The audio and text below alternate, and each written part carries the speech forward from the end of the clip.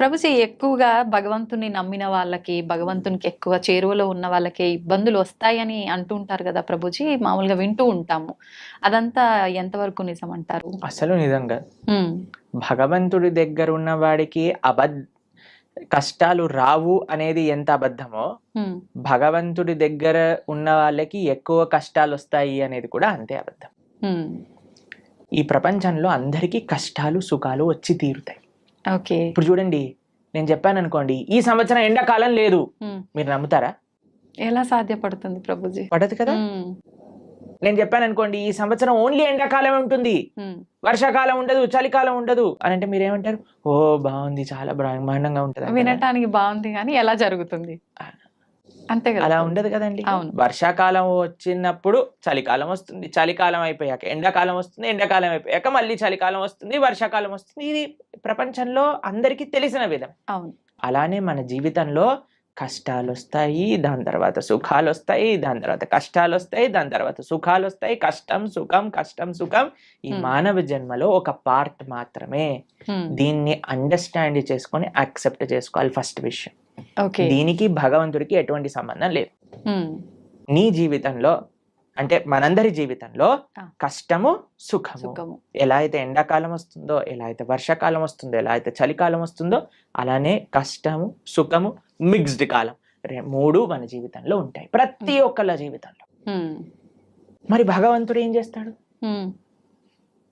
భగవంతుడు ఏమైనా కష్టాలు తీసేసే వాడిని నేను కష్టాలు తీయడానికే భగవంతుని మనం అపాయింట్ చేసుకున్నాము అని మీరు అనుకుంటున్నారా? ఆ. చాలా మంది ఏమనుకుంటారో తెలుసా అండి, వాడు నా పనివాడు, నాకు ఏదైనా కష్టం వస్తే వాడు దాన్ని క్లీన్ చేయాలి, ఇలా భగవంతుని భావిస్తారు. ఇది కరెక్ట్ అయ్యయ్యో. భావన అంటారా? చాలా తప్పు ప్రభుజీ. తప్పేనా? మరి మనం ఎందుకు అలా అనుకుంటున్నాం భగవంతుడికి? హ్మ్. మనం భగవంతుడి సేవ చేయాలా, భగవంతుడు మన సేవ చేయాలా? మనమే భగవంతునికి సేవ మరి చేయాలి. మనం ఆలయానికి వెళ్ళి చేస్తున్నాం, నాకు ఈ కష్టం వచ్చింది నువ్వు ఇది చేసేసాయి అంతే. అని భగవంతుని మన సేవలో పెట్టుకుంటున్నాం. మనం ఎంత తెలివైన వాళ్ళని చూడండి. మనం అవును. భగవంతుడు కష్టాలు ఇవ్వడు, హ్మ్. భగవంతుడు కష్టాలు తీసేయడు. హ్మ్. భగవంతుడు కష్టాలలో దాన్ని ఎదుర్కొనే ధైర్యాన్ని ఇస్తాడు. ఓకే. కష్టం రూపంలో మనకేదన్నా మనం చెడు మార్గంలోకి వెళితే భగవంతుడు ఒక కష్టాన్ని సృష్టించి మనల్ని కాపాడుతాడు, ఎక్కువ ప్రమాదం జరగకుండా. అంతేకాని హ్మ్. మనల్ని ఎప్పుడూ భగవంతుడు హ్మ్. కష్టాలు పెట్టడు, కష్టాలని ఆపడు. హ్మ్. మీకు ఒక ఎగ్జాంపుల్ చెప్తాను. నిన్నే మేము టీవీలో చూసాము. ఓకే. ఒక అమెరికాలో హ్మ్. ఒక ఫ్లైట్లో 2 సీట్లు ఖాళీగా ఉన్న సీట్లు ఒక్కసారిగా దే బ్లూ ఆఫ్, పేలిపోయాయట ఫ్లైట్లో. ఓకే. అయితే ఆ 2 సీట్లలో ఉన్న వాళ్ళకి అసలు ఎందుకు రాలేదు వాళ్ళు అని చేస్తే, వాళ్ళిద్దరి జీవితాలలో ఏదో లాస్ట్ మూమెంట్ ఏదో అయిపోయి వాళ్ళు వెళ్ళలేకపోయారట. హ్మ్. అరే మేము ఫ్లైట్ మిస్ అయిపోయాం, ఆ డబ్బులు పోయాయి, అవి ఇవి అని ఫుల్ బాధపడ్డారట. హ్మ్. ఎప్పటి వరకు అంటే ఆ 2 సీట్లు పేలిపోయాయి తెలిసే అని వరకు తెలిసినంత విషయం. వరకు. హ్మ్. ఇప్పుడు దాన్ని వెస్టర్న్ టర్మినాలజీస్ లో బర్న్ట్ టోస్ట్ ఫినామినా అని అంటున్నారు అనమాట. ఓకే. అది మీకు టెక్నికల్ టర్మ్స్. అది ఏంటంటే ఏది జరిగినా సరే మన మంచి కోసం జరుగుతుంది అని టైం కానీ మనకి చెప్పదు. ఓకే. ఇప్పుడు మనకి ఈ రోజు ఈ కష్టం వచ్చింది అని అనుకున్నా, ఇప్పుడు సపోజ్ మనకి కాలు ఇరిగింది అని మనం అనుకున్నాం, ఒక యాత్రకి వెళ్ళలేదు, హ్మ్. తర్వాత తెలిసింది ఆ యాత్ర బస్సే బోల్తా పడిపోయింది. హ్మ్. ఇప్పుడు ఏం కాలు ఇరగటం బెటరా, బస్ నుంచి కింద పడిపోవటం బెటరా? కాలు ఇరగటమే బెటర్. అంతే కదండి. అవును. కాబట్టి మనకి ఈ రోజు దేవుడా నాకెందుకు అలా చేసావు, నాకెందుకు ఈ అన్యాయం చేసావు అని అంటే, వెయిట్ చేయి స్వామి, నీకే తెలుస్తుంది దేవుడు నీకు అన్యాయం చేయలేదని.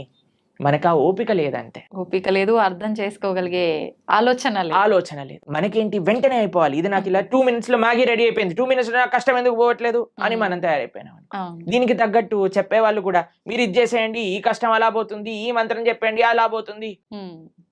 అది దట్ ఈస్ నాట్ ప్రాక్టికల్ అండి. దుఃఖాలయం అశాశ్వతం. ఈ ప్రపంచంలో దుఃఖాలు వస్తాయి, దాన్ని ఎదుర్కొనే ధైర్యం కోసం భగవంతుడిని ఆశ్రయించు. రాముడిగా వచ్చాడు భగవంతుడు, రాముడికి కష్టాలు రాలేదా అండి? మీరు ఒకసారి రాముడి దగ్గరికి వెళ్ళి, రామా నాకు అసలు ఏ కష్టాలు రావద్దు జీవితంలో అంటే, పాపం రాముడు ఏమనుకుంటాడండి, నేనే అన్ని కష్టాలు పడ్డాను, నువ్వు నాకే కష్టాలు వద్దు అని అడుగుతున్నావా నా దగ్గరకు వచ్చి అని కూడా చెప్పండి. జనాలు ఏం చేస్తున్నారంటే అండి, ఇప్పుడు ఇక్కడ కష్టం తీరకపోతే దేవుని మార్చేస్తున్నారు. దేవుని మార్చడం కాదు, మొత్తం ఏకంగా ధర్మాన్ని మార్చేస్తున్నారు. దేవుళ్ళని తిట్టడము, మళ్ళీ ఎందుకు నిన్ను పూజించాలి, అది ఇది మామూలుగా తిట్టరు ప్రభుజీ. అదే అంటే చేసేదేమో నువ్వు, అనేదేమో భగవంతుని. ఎంత విచిత్రం చెప్పండి. నీ కర్మలకి నువ్వే బాధ్యుడివి. నువ్వేదైతే తప్పు చేసావో అది నీ జీవితంలో కష్టంగా వచ్చి తీరుతుంది. దాన్ని ఎదుర్కో, దాన్ని అనుభవించు, అప్పుడే ఆ కర్మ పోతుంది. కాబట్టి ఇప్పుడు ఒక చిన్న పిల్లవాడు చదువుకోలేదండి, ఎగ్జామ్ లో ఫెయిల్ అయ్యాడు. ఇప్పుడు ఓయ్ నాకు టీచర్ తక్కువ మార్కులు ఇచ్చింది అందుకే నేను ఫెయిల్ అయ్యా అని అంటే మనం ఏం చేస్తామండి, ఒరే నువ్వు ఇప్పుడు ఏం చేయలేవురా, మళ్ళీ చదువుకొని ఇంప్రూవ్మెంట్ రాయాల్సిందే, ఆ ఏరియర్ క్లియర్ చేయాల్సిందే, అది నీ బాధ్యత, చదువుకోవాల్సిందే. కాబట్టి వాడే కష్టపడాలి, వాడే చదవాలి, వాడే ఎగ్జామ్ రాయాలి, వాడే పాస్ అవ్వాలి. అలానే మనకి ఎవ్వరు మోటివేషన్ ఇవ్వగలుగుతాం అంటే ఈసారి బాగా చదువుకో, ఇంకొద్దిగా వాటికి ఒక ట్యూషన్ పెట్టించగలం తల్లిదండ్రులుగా, నీ పక్కనే ఉండి ధైర్యం చెప్పగలం, అంతే కదా. అదే భగవంతుడు చేసే పని. నువ్వు నీ కష్టాన్ని నువ్వు దాటుతూ ఉండు, నేను నీ వెంట ఉంటా. ఆ ధైర్యం భగవద్భక్తి మనకిస్తుంది. కాబట్టి ధర్మాన్ని మార్చేసే వాళ్ళు ఒక్కసారి ఆలోచన చేయండి. తల్లిదండ్రుల్ని మార్చుకోం మనం. వేరే వాళ్ళ తల్లిదండ్రులు ఏదో కొత్త బ్యాగ్ కొనిచ్చారు, స్పైడర్ మ్యాన్ బ్యాగ్ కొనిచ్చారు, మా అమ్మ నాన్న స్పైడర్ మ్యాన్, నేను వాళ్ళ ఇంటికి వెళ్ళిపోతామా? ఎంత సిల్లీయో, ఎంత worst thing to do in life. అలానే మన ధర్మాన్ని వదిలేసి వేరే ధర్మాలకి ఏదో కష్టాలు పోతాయి, మాకు కష్టాలు తీర్చేవాడు దేవుడే కాదు. మీకు ఒక విషయం తెలుసా అండి? అవునా ప్రభుజీ? ఎవరైనా చెప్పారనుకోండి ఇది చాలా పవర్ఫుల్, మొత్తం కష్టాలని పోతాయి, అక్కడికి అస్సలు వెళ్ళకూడదు. ఎందుకని ప్రభుజీ? ఎందుకు అని అంటే ఇప్పుడు కష్టాలు పోయాయి అనుకోండి, మన కర్మ ఎప్పుడో ఒకసారి మన కర్మ అనుభవించాల్సిందే కదా. ఈ రోజు కాకపోతే రేపు తప్పదు.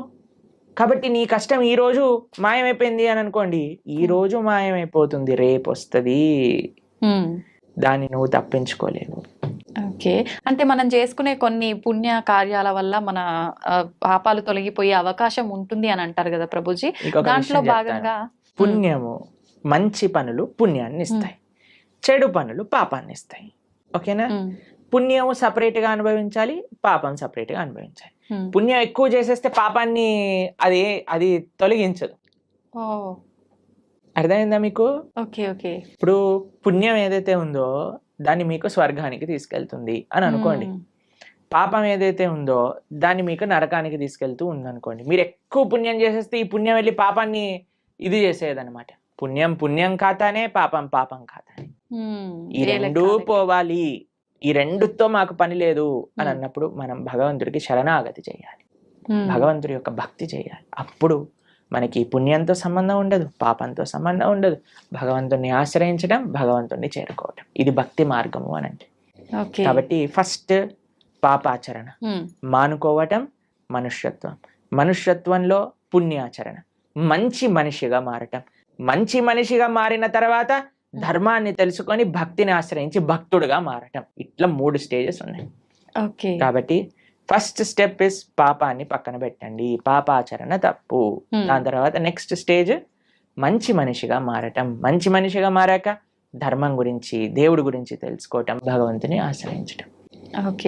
అప్పుడు మనకి పాపంతో సంబంధం ఉండదు, పుణ్యంతో సంబంధం ఉండదు, భగవంతుడితో మాత్రమే సంబంధం ఉంటుంది. అలా సాధ్యపడుతుందా ప్రభుజీ అట్లా ఉండడం? తప్పకుండా.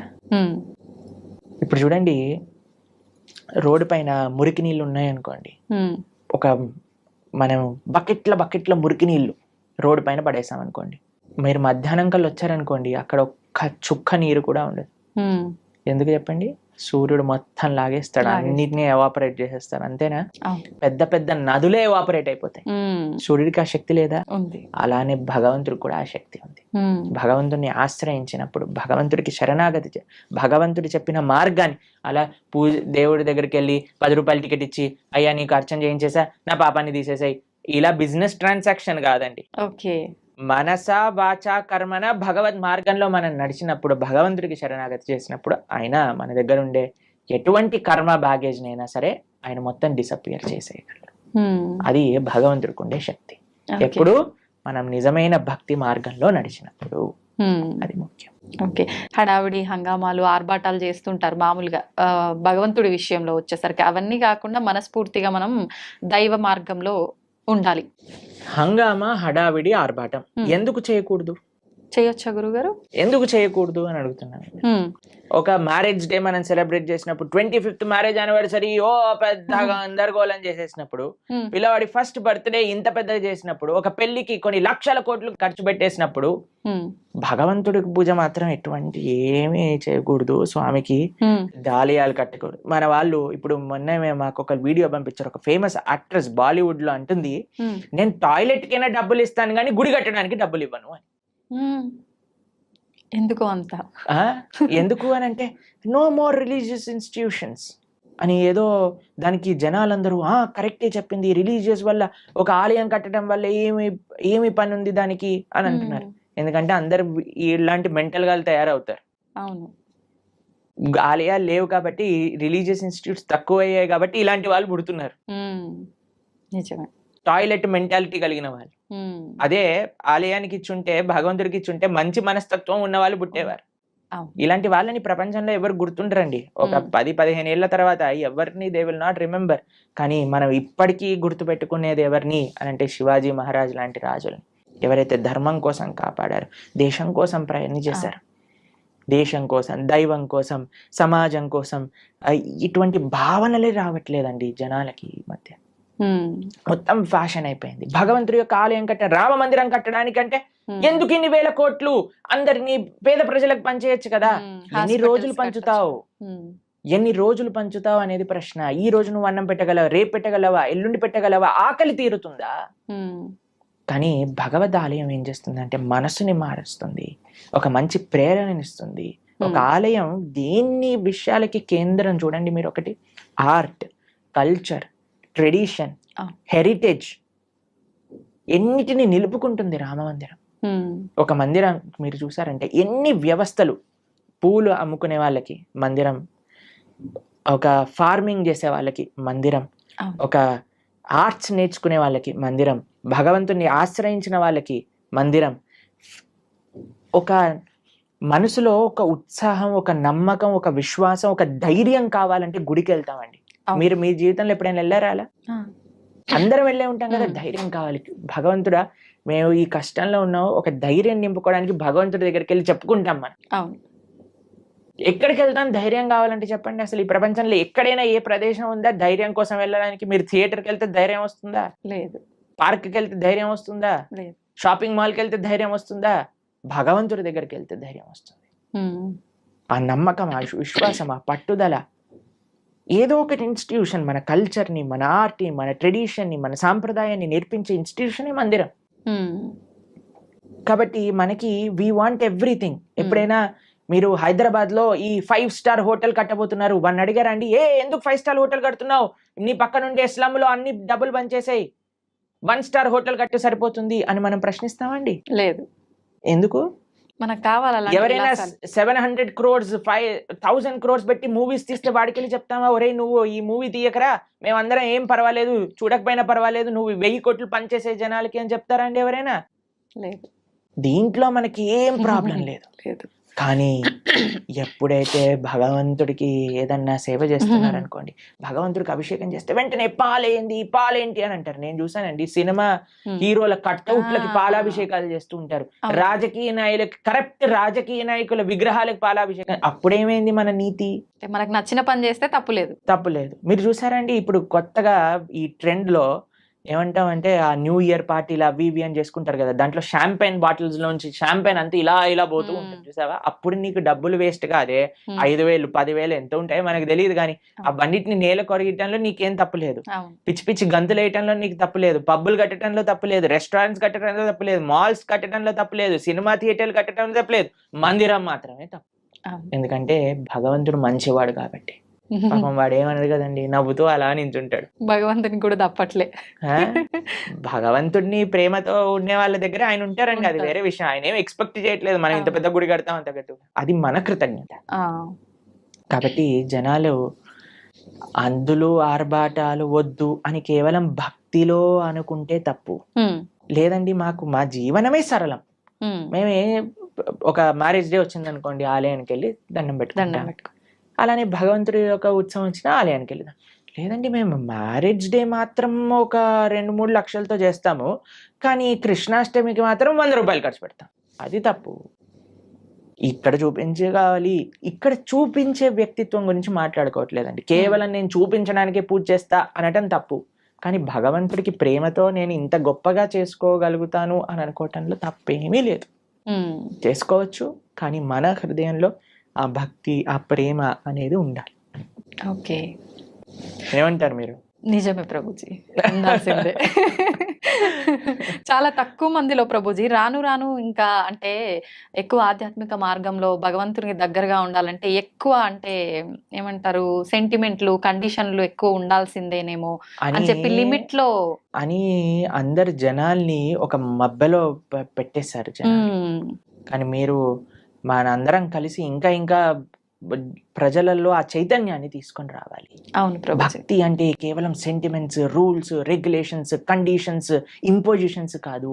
భక్తి అంటే ఎంతో సరళమైన, సున్నితమైన, ఆనందకరమైన, ఉత్సాహకరమైన, మనశ్శాంతిని ఇచ్చే ఒక ప్రాసెస్ అని మనందరం కలిసి జనాలకి చెప్పినప్పుడు అప్పుడు మాత్రమే వాళ్ళు నిజమైన భక్తి అంటే ఏంటో అర్థం చేసుకోగలిగే స్థితిలోకి వస్తారు. నిజమే ప్రభుజీ. ఇంకా ఇంకా ఇంటర్వ్యూస్ చేయాలి ఇలా. తప్పకుండా చేద్దాం ప్రభుజీ. మార్పు మనతోటే మొదలు పెడదాం. ఓకే.